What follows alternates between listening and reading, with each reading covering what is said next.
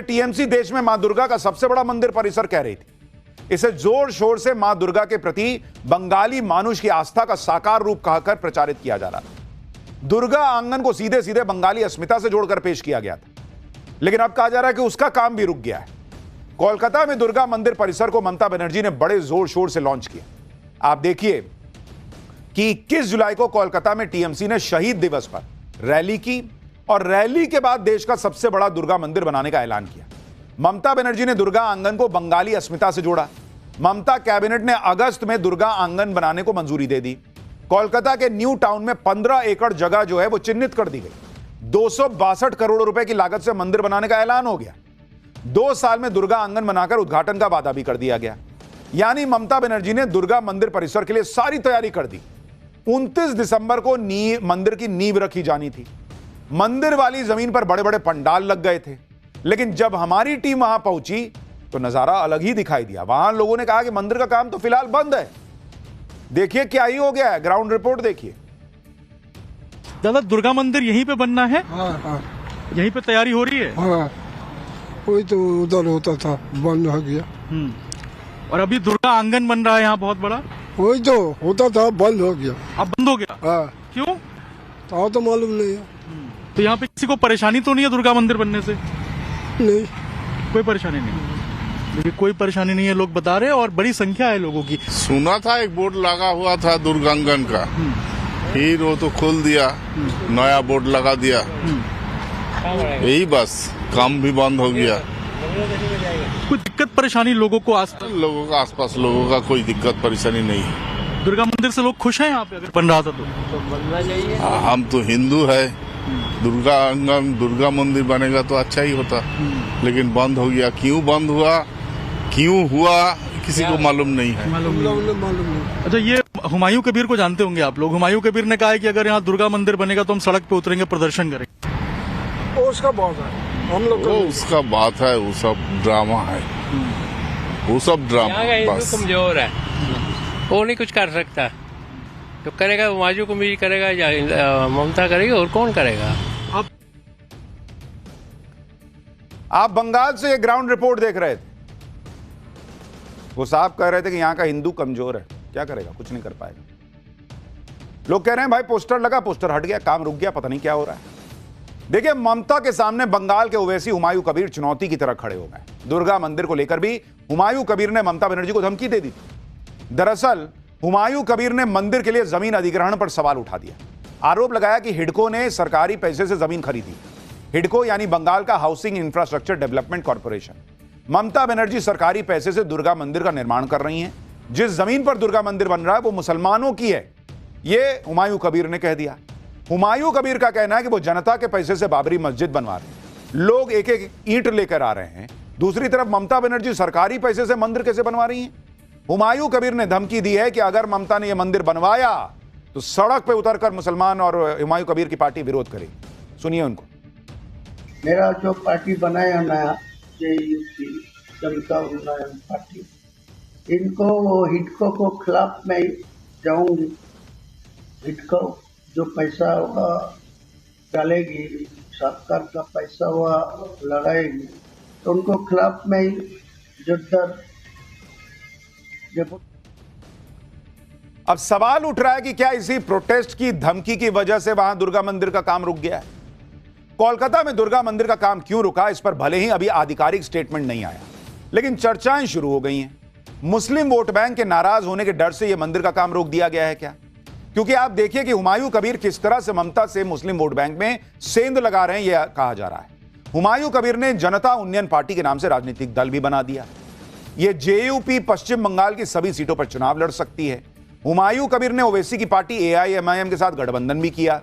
फुरफुरा शरीफ के मौलाना अब्बास सिद्दीकी से भी गठबंधन करेंगे कहा जा रहा है। मौलाना अब्बास सिद्दीकी की पार्टी इंडियन सेक्युलर फ्रंट है। अभी तक फुरफुरा शरीफ से ममता बनर्जी के लिए अपील होती थी। अब बंगाल में हुमायूं कबीर, ओवैसी और मौलाना अब्बास सिद्दीकी का गठजोड़ बन रहा है। हुमायूं कबीर पश्चिम बंगाल के 30% मुस्लिम वोट बैंक पर अपना दावा ठोकने लगे हैं और इसके लिए बाबरी मस्जिद को बड़ा मुद्दा बना रहे हैं और इससे मुसलमान इस मुद्दे से जुड़ रहे हैं।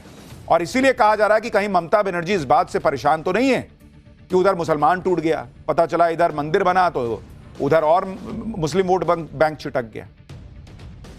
इधर बीजेपी हिंदू वोट बैंक को जो है वो अपने तरफ करने में लगी है। तो ममता बनर्जी के लिए चुनाव कठिन होता जा रहा है, ये चर्चाएं सब तरफ है। अब दुर्गा मंदिर के मुद्दे पर ममता बनर्जी घिर रही हैं, तो उनकी कुछ पुरानी तस्वीरें लोग सोशल मीडिया पर शेयर कर रहे हैं। इसी साल सितंबर में दुर्गा पूजा के पंडाल में एक व्यक्ति गाना गा रहा है जिसमें कहा जा रहा है कि मेरी आंखों में मदीना और दिल में काबा है। यह सब दुर्गा पूजा पंडाल में हो रहा था और ममता बनर्जी वहां ताली बजा रही थी। इसी तरह से आरोप है कि साल 2017 में ममता बनर्जी ने दुर्गा विसर्जन का कार्यक्रम रुकवा दिया था जिससे मुहर्रम का जुलूस निकल सके। इन तस्वीरों के आधार पर लोग कह रहे हैं कि मुस्लिम वोट बैंक के लिए कोलकाता में दुर्गा आंगन का काम रोका गया है। तो बंगाल में ममता बनर्जी बाबरी के नाम पर मुस्लिम वोट के फेर में फंस रही हैं। दुर्गा मंदिर का मामला भी खिलाफ चला जाएगा क्या, बहुत सवाल है। दूसरी तरफ राजस्थान के जयपुर में भी एक मस्जिद को लेकर बड़ा हंगामा हो गया। जयपुर में एक मस्जिद के बाहर रखे पत्थर हटाने के मुद्दे पर ऐसा बवाल हुआ, पत्थर चल गए। दरअसल जयपुर के चौमू में बस स्टैंड के पास एक मस्जिद है, इसके बाहर कुछ पत्थर पड़े हुए। ये पत्थर काफी समय से वहां पर रखे हुए और इनकी वजह से ट्रैफिक की समस्या होती है। पत्थरों को हटाने के लिए प्रशासन ने मुस्लिम समुदाय के साथ बातचीत की, आपसी सहमति से पत्थरों को हटाया गया। लेकिन आरोप है कि पत्थर हटाने के बाद कुछ लोगों ने लोहे की रेलिंग से मस्जिद की बाउंड्री बनाने का काम शुरू कर दिया। पुलिस और प्रशासन के मना करने के बाद भी रेलिंग लगाई जाती रही और इसी दौरान पत्थरबाजी शुरू हुई। यह घटना रात के करीब 3 बजे की है। पुलिस और प्रशासन के मना करने के बाद भी मस्जिद के बाहर लोहे की रेलिंग लगाई जाती रही, जिसे जेसीबी की मदद से हटाने की कोशिश हुई। तभी अचानक से पुलिस पर पथराव शुरू हो गया। भीड़ की तरफ से लगातार पत्थर फेंके जाने लगे, अफरा तफरी मच गई। देखिए कैसे पत्थर चल रहे हैं। आरोप है कि पुलिस पर पत्थर और शीशे की बोतलें तक फेंक दी गई। पुलिस को हालात कंट्रोल करने के लिए आंसू गैस के गोले दागने पड़े भाई। पथराव में कई पुलिस वाले घायल हो गए, किसी का सिर फट गया है, किसी के हाथ में चोट लगी है। और यह सारा बवाल सिर्फ इसलिए हुआ कि मस्जिद के बाहर से पत्थर हटाकर जब रेलिंग लगा रहे तो रोक दिया। पुलिस पर पथराव के बाद इलाके में तनाव फैल गया। शुक्रवार है, जुमे का दिन था, जुमे पर कोई हंगामा होने की आशंका थी, तो तड़के सुबह पथराव के निशान अभी भी चौमू में दिख रहे हैं। वहां पर लोग अपने घरों से निकल नहीं रहे हैं। देखिए ग्राउंड रिपोर्ट कि वहां अभी क्या हालात है। शुक्रवार तड़के जिस तरीके से पत्थरबाजी हुई, कांच की बोतल्स फेंकी गई, अब वैसे हालात ना बन जाए क्योंकि आज जुम्मे का दिन है।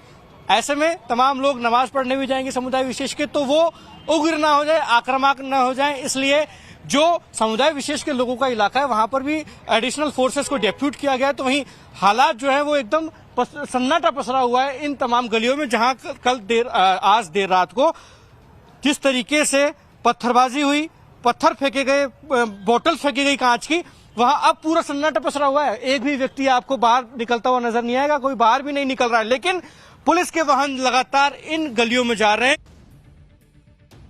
मस्जिद के मुद्दे पर पथराव की खबर से हंगामा मच गया। फौरन पुलिस प्रशासन सब एक्टिव हुए। आप देखिए इस पूरी घटना में करीब 6 पुलिसकर्मी घायल हुए हैं जो अस्पताल में भर्ती हैं। घटना के बाद 24 घंटे के लिए इंटरनेट बंद करना पड़ा। पुलिस की टीम ने चौमू में फ्लैग मार्च किया है।